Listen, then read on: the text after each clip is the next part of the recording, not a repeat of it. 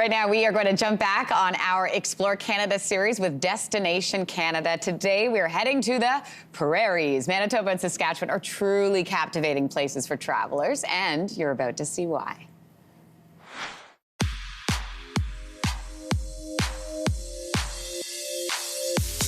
We are beginning our trip at the historic and acclaimed Portage in Maine, often referred to as the Crossroads of Canada.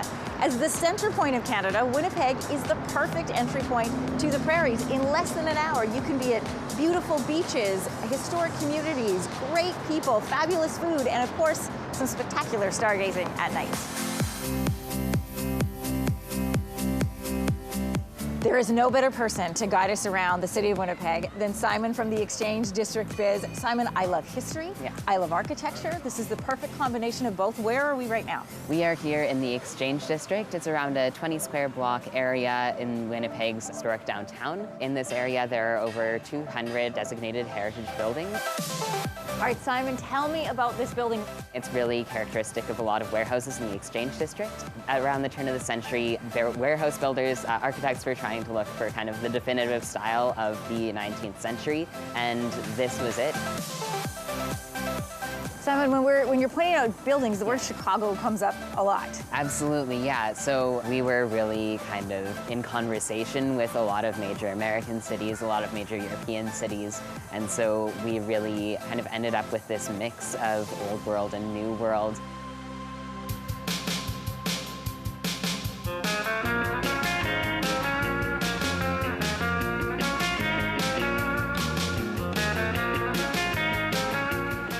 Can't wait to see this. Oh my goodness. Look at this. We are on board one of the planes inside the Royal Aviation Museum of Western Canada at the Winnipeg Airport. This is fantastic. Terry, tell us, what are we sitting on right now? This is like a time warp. Yeah, so you're on a Vickers Viscount. People flew in style back in the day. And they would dress up in suits and hats and all of that. Tell me about the staff, the stewards and stewardesses that would have worked at that time. Yeah, so maybe in probably the 1950s, for sure, the flight attendants actually had to be registered nurses. They could only be up to a certain height. They could only be up to a certain weight. And that they were required to not date for a full 5 years. Not date? Not date. Talk to me, Goose. Ladies and gentlemen, this is your captain speaking. Buckle up, we're going for a ride.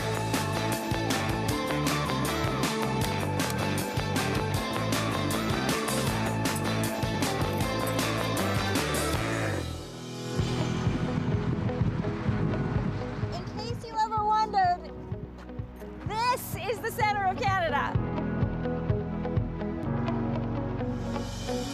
Our trip to the Prairies continues. We are in Gimli, which is a beautiful beachside community and very popular with tourists in the summer.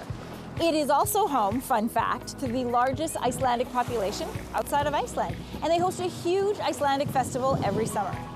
You might also know Gimli for the Gimli glider. In July 1983, a passenger flight between Montreal and Edmonton runs out of gas, no power, mid-flight, mid-air. The crew lands the plane successfully. Everyone survives. We're going to learn more about the Gimli glider at the Gimli glider exhibit. So they have no engines. They have no engines. No instrument panel. How did they land the plane? They landed it with the something called a side slip Captain Pearson used when he was a glider pilot, and slowed the airplane down.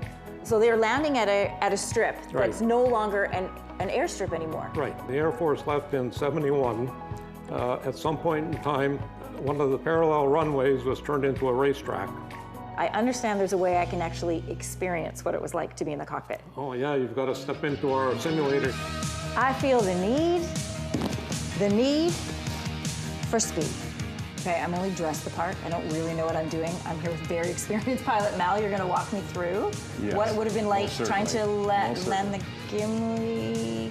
You're aiming to keep that little symbol, which is called a flight path vector, lined up with the runway. Put your gear down. Oops. Sorry, everyone on board. So when you hear the wheels touch down, you want to push forward. That bring the nose down, and you start braking and steering with your feet. And that's your landing. Ooh, that's me on the runway. Yeah. Okay, we did it. Keep your brakes on, lots of Oh, yeah. full pressure, and it'll come nicely to a stop before the end of the runway. Ooh. And that's for our pilot. Oh man, that's stressful. Unbelievable. Great job. And I love this next part. Anne-Marie received this T-shirt. We're going to show you right now, congratulating her. Look at her for landing the Gimli glider in this simulator. Very, very cool. And from Gimli, there are so many cool places in the prairies to check out. You could continue the road trip to Regina and Saskatoon, checking out all the quaint and beautiful small communities along the way. I also want to acknowledge that Manitoba is located on the treaty territories and ancestral lands of the Anishinaabe, Anishinaabeg, Dakota Oi-Ate, Dene-Sulane, and Nishnawik. And Manitoba is located on the homeland of the Red River Métis and includes ancestral lands of the Inuit. Your morning is brought to you in part by Destination Canada. Hey, thanks for watching. If you liked this, be sure to subscribe here, or you can check out more Your Morning videos right here.